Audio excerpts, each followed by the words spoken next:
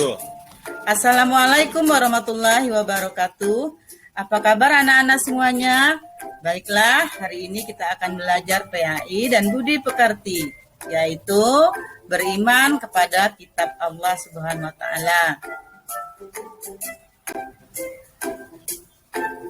Adapun yang harus kita pelajari hari ini, pertama, menjelaskan kitab-kitab yang Allah turunkan kepada Rasul-Rasul Allah, dan kedua, menampilkan perilaku yang mencerminkan keimanan kepada kitab-kitab Allah.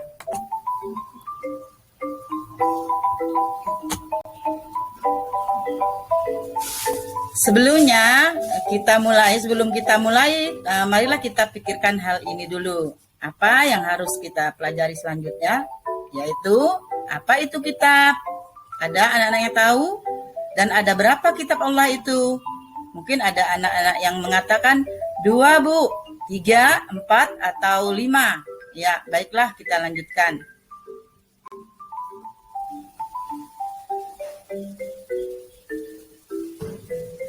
Kita lanjutkan kepada pengertian Alkitab. Pengertian Alkitab itu menurut bahasa itu berasal dari kata kataba yang artinya menyusun atau mengumpul. Kalau menurut syar'i, firman-firman Allah yang di dalamnya terdapat petunjuk dan cahaya yang diwahyukannya kepada Rasulnya untuk disampaikan kepada manusia. Terus, semua benda berupa lembaran ataupun wahyu secara lisan maupun tertulis yang diturunkan Allah kepada Rasulnya untuk disampaikan kepada manusia. Kita wajib mengimani kitab Allah ini. Nah, kita harus di mana kita melihatnya? Itu ada di dalam Quran surat An-Nisa ayat 36 yang artinya, wahai orang-orang yang beriman, tetaplah beriman kepada Allah dan Rasul-Nya dan kepada kitab yang Allah turunkan kepadanya, serta kitab yang Allah turunkan sebelumnya. Barang siapa yang kafir kepada Allah, malaikat-malaikatnya, kitab-kitabnya, rasul-rasulnya, dan hari kemudian, maka sesungguhnya orang itu telah sesat sejauh-jauhnya. Berarti oleh karena itu kita wajib mengimani kitab-kitab Allah. Adapun fungsi beriman kepada kitab Allah, pertama sebagai pedoman hidup. Jadi kita beriman kepada kitab Allah itu juga termasuk pedoman hidup. Jadi kita tidak tersesat ya. Kemudian yang kedua agar hidup lebih terarah. Ketiga, bukti kita beriman kepada rukun iman.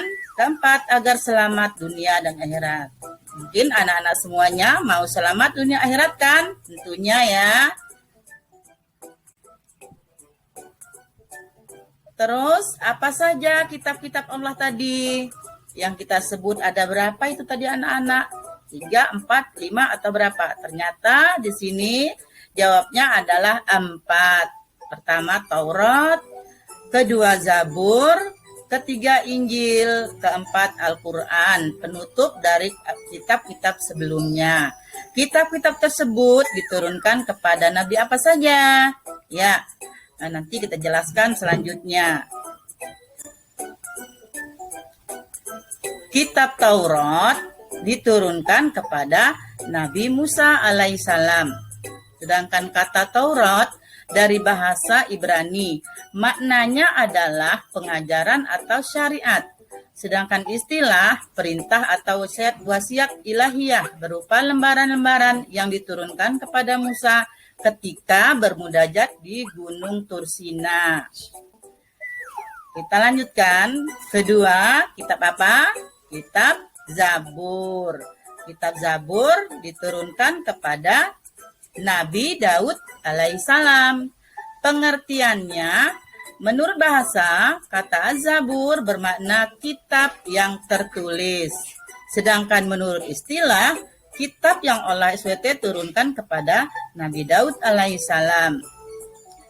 Dalil Al-Qur'annya, ya, ini ada di dalam Quran surat An-Nisa ayat 163 dan kemudian ada dalam Quran surat Al-Anbiya ayat 105. Apa saja hakikat terkandung di dalamnya? Hakikat yang terkandung di dalamnya, pertama, penegasan Allah bahwa bumi ini diwariskan kepada orang-orang yang soleh. Itu terdapat dalam Quran surat Al-Anbiya ayat 105. Kemudian yang kedua, kandungan Zabur sama dengan kandungan Taurat.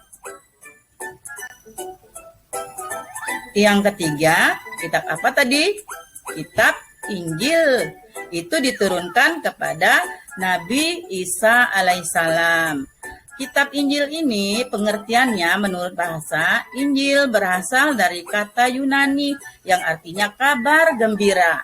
Kalau menurut istilah, kitab yang Allah SWT turunkan kepada Nabi apa tadi? Nabi Isa alaihissalam. Sedangkan dalil Al-Qur'annya itu terdapat dalam Quran surat An-Nisa ayat 3 dan 4. Apa saja hakikat yang terkandung di dalamnya? Hakikat yang tergandung di dalamnya, pertama, menjadi petunjuk dan nasihat bagi orang-orang bertakwa. Itu ada di dalam Quran surat Al-Maidah ayat 46. Kemudian, mengandung sekumpulan huruf dan syariat, itu terdapat dalam Quran surat Al-Maidah ayat 47. Selanjutnya, memuat berita gembira tentang Muhammad SAW. Itu terdapat dalam Quran surat Al-A'raf ayat 156 dan 157. Yang keempat, Al-Quran ini adalah kitab yang terakhir diturunkan, merupakan penyempurna kitab-kitab sebelumnya. Adapun pengertiannya menurut bahasa, qira'a, qira'atan, Qur'anan yang artinya menghimpun huruf-huruf dan kata-kata satu dengan yang lain dalam suatu ucapan yang tersusun rapi. Kalau menurut istilah, firman Allah yang diturunkan kepada Muhammad SAW yang pembacaannya merupakan suatu ibadah. Apa saja hakikatnya?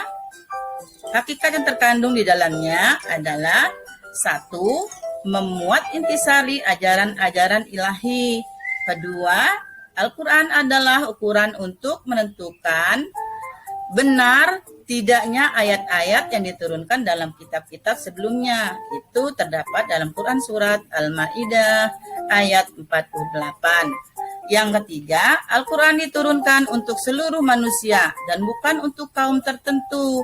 Jadi Al-Quran ini untuk seluruh manusia ya anak-anak, bukan untuk kaum tertentu. Sebagaimana kitab-kitab terdahulu. 4. Al-Quran adalah satu-satunya kitab Rabbani yang pemeliharaannya mendapat jaminan dari Allah Subhanahu wa Ta'ala. Ini sudah terdapat dalam Quran surat Al-Hijr ayat 9. Jadi, bagaimana cara beriman kepada kitab Allah? Cara kita beriman kepada kitab Allah, ya. Coba dengar baik-baik ya anak-anak. Cara kita beriman kepada kitab Allah, pertama, kita membaca Al-Quran dan mengimaninya. Jadi kita dianjurkan untuk membaca Al-Quran itu serta mengimaninya. Itu sebagai cara kita beriman kepada kitab Allah. Kemudian menjadikan kitab Allah sebagai pedoman hidup. Kitab Allah itu kita jadikan sebagai pedoman hidup agar kita tidak tersesat. Kemudian selanjutnya kita harus menghafal Al-Quran. Kita dianjurkan untuk membaca dan menghafal Al-Quran tersebut. Terus kita menjaga kesucian kitab Allah. Kesuciannya sudah terjaga dan juga kita harus menjaganya ya. Nah, jangan lupa pelajari dengan benar nama-nama kitab Allah ya. Tadi sudah Ibu jelaskan, kitab Allah ada 4 dan Nabi dan Rasul yang menerimanya. Ingat baik-baik. Ada pertanyaan? Kalau tidak ada, terima kasih. Ibu akhiri pelajaran hari ini. Wassalamualaikum warahmatullahi wabarakatuh.